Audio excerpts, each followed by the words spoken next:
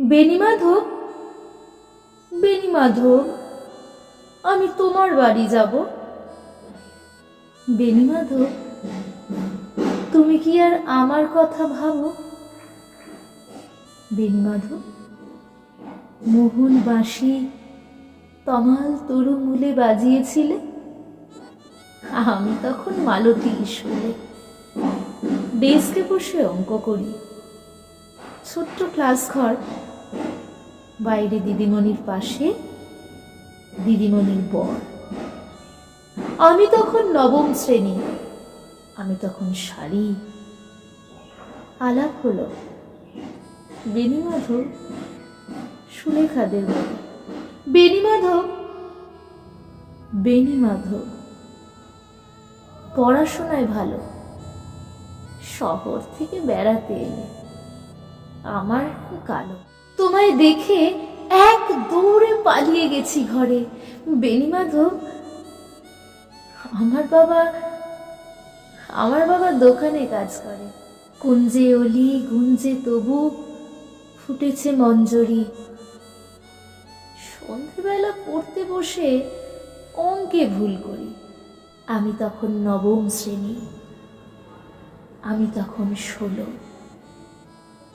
ব্রিজের ধারে বেণীমাধব লুকিয়ে দেখা হলো। বেণীমাধব, বেণীমাধব, এতদিনের পরে সত্যি বলো, সত্যি বলো, সেসব কথা এখনো মনে পড়ে? সেসব কথা বলেছো তুমি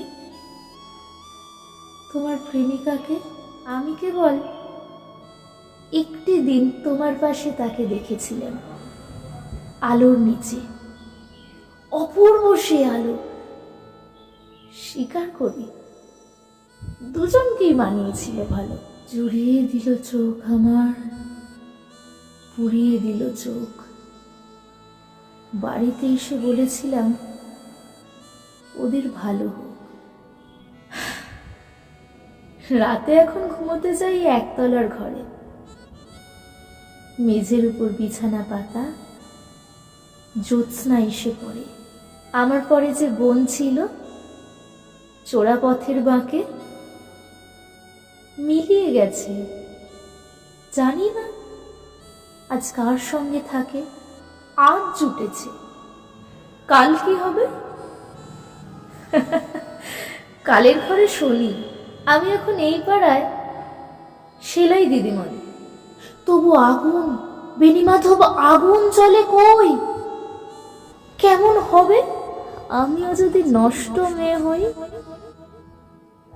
কেমন হবে আমিও যদি নষ্ট মেয়ে হই?